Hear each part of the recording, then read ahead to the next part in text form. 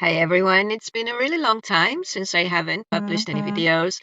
There is no particular reason for this. The only reason I could say is that I've been very, very busy, just living my life and doing my things and traveling and working and spending time with my friends and family. And so I'm pretty active in a group on Facebook, but I haven't been producing any videos. Today, I'm going to talk about spiritual bypass and in the New Kadampa tradition. It's something that is a very, very big problem and very rampant in all kinds of spiritual situations, not just the NKT. Now, often I'd like to say this in parentheses that we have a lot of NKT people who come into our Exposing the New Kadampa Tradition Facebook groups, and one of their arguments against our arguments when we talk about the problems associated with the NKT is that, well, these problems exist in every spiritual tradition or in every religion, and this is just something that exists everywhere. And my answer to that is, so what? We're not talking about other spiritual traditions or other religions. We're talking about the new Kadampas, and that's our concern. It's not an excuse or it's not a justification that this is a rampant problem in other cults as well. Okay, like whatever we're talking about, like abuse and moral misconduct or spiritual bypassing or volunteer exploit, whatever issue we talk about, the fact that it exists also in the world out there or in other traditions or other spiritual organizations or other religions, that's not an excuse or justification not not to talk about it or not to mention it. Okay, so basically, I think it's important that we talk about these problems. It's important even for the NKT because honestly, they could just listen to us and learn instead of that knee jerk reaction of just immediately defending themselves and saying, oh, it just exists in other places as well, or, you are lying, or you guys are full of hatred and whatever. So, well, let's move on then to spiritual bypassing. And this is something that we talked about before, but what is spiritual bypassing? Basically, it's when you use spiritual beliefs and practices to avoid, suppress, and prematurely transcend difficult emotions and psychological wounds and trauma. But in the NKT, I would even say that psychological bypass relates not just to negative issues, so not just to negative feelings and not dealing with your anger or frustration or whatever. It also includes happy feelings. It also includes just sort of disdain and frowning on pure joy coming from just normal life events like being in love or passing an exam or going on holiday or whatever, because according to the NKT, that's not real joy, that's not real happiness. And I kind of understand that that's a Buddhist kind of teaching, but in the NKT, it's taken a little bit further than that. It's one thing to say that be so ecstatically happy about something could be a sign of attachment to that thing, which is eventually going to produce suffering because things are impermanent. That's one thing, but it's another thing to say, oh, the joys of samsara, they're not real happiness, they're not real joy, they're just like superficial things, because they never say that about when they rejoice about something, right? So they never say that when they rejoice about a new temple, or there's even a rejoicing group, a Kadampa rejoicing group. And even though there's just basically just one person active there, but, they're always rejoicing about something. So that's okay. So that's okay when you rejoice about, when you're happy about something that you're doing in the organization, and you obviously paying for it, and the organization is making money off of it, and that's not samsara. That's okay. But it's a problem if you're happy about some event that happened in your life. So I think that double standard is a bit weird. So I would even include under the umbrella of spiritual bypass also this idea that if you are happy or joyful about some something that happens in your life, that's not real happiness, that's not real joy, because real joy is when you real joy comes from renunciation. And, okay, that's the difference. So I'm not even going to go into that, what is actually meant by that in the NKT. So the issue is, I think, that when you are not allowed for some reason to actually live, analyze, feel, understand, face your feelings, whatever they are, whether they're positive or negative, and especially when they're negative, that is going to lead to poor mental health. And there's actually scientific studies proving that this is so. Okay, so I can put some of these studies in the comment section or in the introduction section of this video. But yes, there are actually scientific studies that show that suppressing emotions lead to poor mental and physical health. So all of these spiritual practices like yoga, meditation, whatever, can have very positive effects on individual and lead to more resilience. At the same time, using and abusing these practices in order to avoid negative emotions or deny negative emotions can lead to increased stress, anxiety, and physical illnesses such as chronic pain or weakened immunity, and so on and so forth. So, okay, so how does this spiritual bypass actually look like in the NKT, like in practical terms, right? Well, okay, so there are all these messages, that you hear all the time when you're involved, like, keeping happy all the time, choosing happiness as if it was just that simple. Like, I'm just going to choose to be happy, staying happy one day at a time, not allowing anything to disturb my mental peace, which basically means not allowing anything to enter and just kind of suppressing and avoiding any sort of involvement, emotional involvement. So, yeah, these messages are very, very common. And also, I saw a post by Pakpa, happiness in samsara is not real happiness, and so on and so forth. So there's like all the definition of what is real and what is not real, as if real happiness was somehow a tangible, concrete thing, easy to define.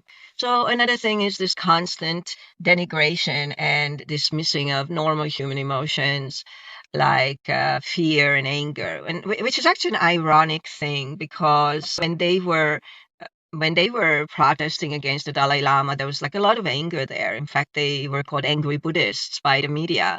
And when I asked my teacher, NKT teacher at the time, like, how is this like compatible with that? And then like he just like explained it at, that was an anger in the demos, that was like wisdom, that was wrath, and that was okay, because that came from wisdom, and it wasn't anger. And another ironic thing is that even though they kind of look down on these sort of negative emotions, still, like for example, fear in people. A lot of people are fearful in the NKT because they are afraid of breaking their samaya, or they are afraid of being reborn in the lower realms, or there's like a lot of these types of fear. They're worried about speaking up. They're worried about saying the wrong thing or asking questions. I know I was for a long time kind of afraid to speak up or criticize or ask questions, and I only did at the very end when I was already, when I knew that I was going to leave. I was ready to go. But before that, I was kind of, I kind of, there was a period that I didn't want to leave, and I knew that if I'm going to make trouble, as they say, I would have to leave eventually. Fear, anger, sadness, these kinds of emotions are normal human emotions. They're neither good or bad, really, according to the teachings of the Buddha, because every single phenomenon is empty of inherent meaning, which means that there is no good or bad feelings. I mean, I understand that in Mahayana, there is this thing like delusions and stuff like that, and they're really big on saying, oh, you gotta deal with your anger because it's like a horrible thing, and it creates a lot of problems. And that's fair enough, but there is also a thing in Buddhism, which is what the Buddha taught, that you need to examine your feelings. Feelings are intelligent. Feelings are telling you something. When you are scared, there's a reason for that. When you are angry, there's a reason for that. There's something that does not get attention enough, or there is some need that doesn't get met, and that's why you are angry. So listening to these feelings, knowing why you get angry, knowing when you get angry, what your fears are, and so on and so forth.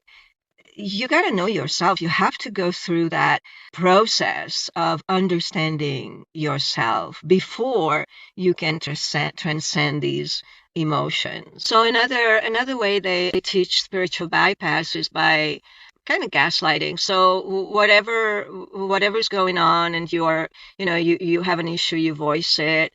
That's just going to be your karma. You don't have the karma, you don't have the blessings, or you don't have the merit to understand or to get that thing. If you are nervous about something, it's because it's your karma. It's because you're not at that level yet. So you are never actually allowed to investigate, like, why you are feeling the way you're feeling, or why you think what you are thinking. It's always like immediately explained away by these absolute cliches that they always use. And so whenever a member has any negative experience, it's like not taking into consideration, really. If you voice your concern or your unhappiness about it, that's because you are too attached, or because you haven't worked on your delusions yet, and so on and so forth. So it's a hopeless situation. There's just no real communication in the NKT. You cannot actually truly talk about what's going on and analyze what's going on, either in your community, in the Sangha, or within yourself. So the spiritual bypass is not just happening within the individual, it's happening within the organization. So the entire organization of the NKT as an organization is engaging in spiritual bypass. And that means that that is the reason why they cannot look at. I mean, this is how every single cult works, right? Like, they never look at what, face the music, right? They never actually look at what really is going on, right? Because everything has to be hunky-dory and perfect. And so it's not just the individual within the organization that is spiritually bypassing, but it's the organization itself is spiritually bypassing by not recognizing, looking at, analyzing, facing the issues that the survivors, the people who leave the organization, and the people who have never been involved in the organization, but they have heard of the terrible reputation of the NKT, have been shouting from the rooftops for decades. It's like, it's very interesting, isn't it? It's the institutional spiritual bypass. And so if we accept the thesis that spiritual bypass results in sickness, some kind of sickness, either mental or physical illness, then yes, can we say that the New Kadampa tradition is sick? It's a sick organization. Yes, we can, because a healthy organization treasures and values its members, understands. I mean, think about a company, a healthy corporation treasures its members. Its members have value beyond their ability to serve. Okay, now we're talking about a Buddhist organization where this idea of valuing the Sangha should be even more forcefully represented, and it's not. Members are not valued. Nobody cares in the organization about the value, about the members. And so I think this is why so many senior teachers get so sick, I mean, I'm not going to name names now, but like, so many are so sick. And when these teachers get sick, or when the individual members get sick, what happens to them? Well, that's a different topic now. We're not going to talk about that now. But just one thing I want to say here is that what happens to them is that their sickness is not looked at. It's like this negative thing. It's like this thing that we're not going to deal with. We're not going to deal with you if you get sick and you can't serve anymore. Just, if somebody's lived in a center all their lives, like an ordained member, I have examples of that. We have posts in the group. You can check it out. Like Kalsung Sonam, who created all the cabinets and all the stuff for all the temples around the world. And when he got older, he got, arthritis. He couldn't work anymore because he was a joiner. He worked with his hands, and he could not work with his hands anymore. And so he had to leave the center and move in some kind of a commune, And he had nothing. He'd never been able to go to a festival ever. That was his lifelong dream, to be able to go to a festival once, and he could never do it.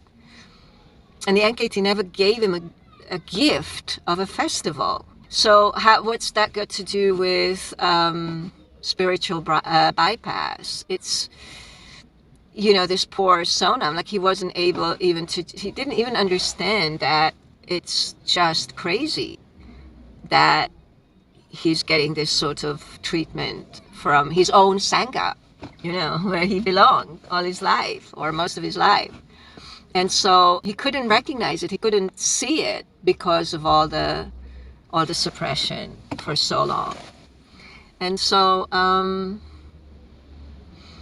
it's a real problem, and it's a real problem in the NKT. And so I'm not going to talk about much more about this now. I just wanted to ramble. I basically just rambled about this.